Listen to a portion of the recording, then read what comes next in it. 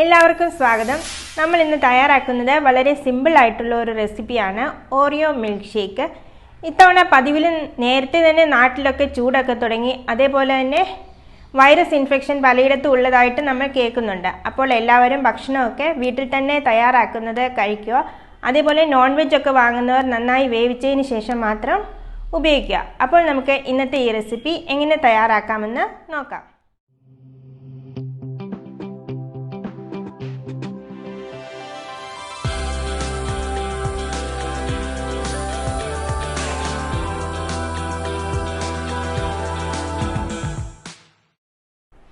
ഇതിനായി വേണ്ടത്, ഞാൻ ഒരു ഗ്ലാസ് പാൽ തിളപ്പിച്ചതിന് ശേഷം അതൊന്ന് ഫ്രീസറിൽ വെച്ച് കട്ടിയാക്കി എടുത്തിട്ടുള്ളതാണ്. പാൽ എപ്പോഴും നമ്മൾ തിളപ്പിച്ചിട്ടെടുക്കുന്നതായിരിക്കും നല്ലത്. ആദ്യം നമ്മൾ ഇതേപോലെ ഒരു ജാർ എടുത്തതിന് ശേഷം അതിലേക്ക് കട്ടിയാക്കി വെച്ചിരുന്ന ആ പാൽ ചേർത്ത് കൊടുക്കാം. അതിനുശേഷം അതിലേക്ക് ചേർത്ത് കൊടുക്കേണ്ടത് ഓറിയോ കുക്കീസാണ്. ഞാനിവിടെ 4 എണ്ണം എടുത്തിട്ടുണ്ട്. 4 ബിസ്ക്കറ്റ് ഇതേപോലെ ഒന്ന് പൊടിച്ച് ചേർക്കുകയാണ്.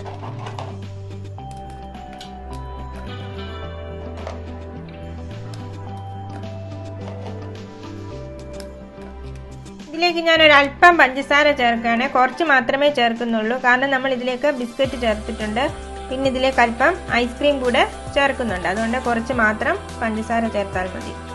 ഇനി ഇതിലേക്ക് ഞാൻ അല്പം വാനില ഐസ്ക്രീം കൂടെ ചേർത്ത് കൊടുക്കുകയാണ്.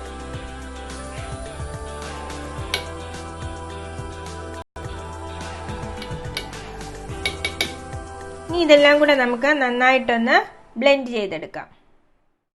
ഇതിപ്പോൾ ഞാൻ ഈ ഒരു കൺസിസ്റ്റൻസിയിൽ അടിച്ചെടുത്തിട്ടുണ്ട്.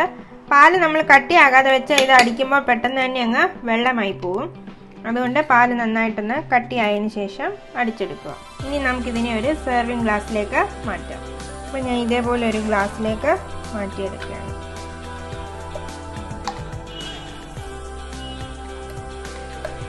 ഇപ്പം ഞാൻ ഇതിൻ്റെ മുകളിലേക്ക് ഒരല്പം ഐസ്ക്രീം കൂടെ വെച്ച് കൊടുക്കുകയാണ്. അത് ഓപ്ഷനിലാണ് കേട്ടോ, നമുക്ക് വേണമെങ്കിൽ മാത്രം വെച്ചാൽ മതി. ഇവിടെ വെക്കുമ്പോൾ നല്ലൊരു ടേസ്റ്റ് വരും.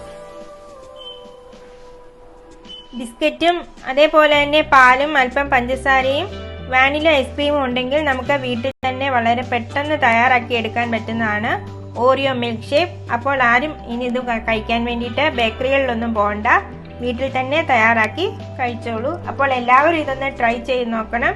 അതേപോലെ നിങ്ങൾക്ക് ഈ വീഡിയോ ഇഷ്ടപ്പെട്ടാൽ ലൈക്ക് ചെയ്യാനും അതേപോലെ തന്നെ കമൻറ്റ് ചെയ്യാനും മറക്കരുത്.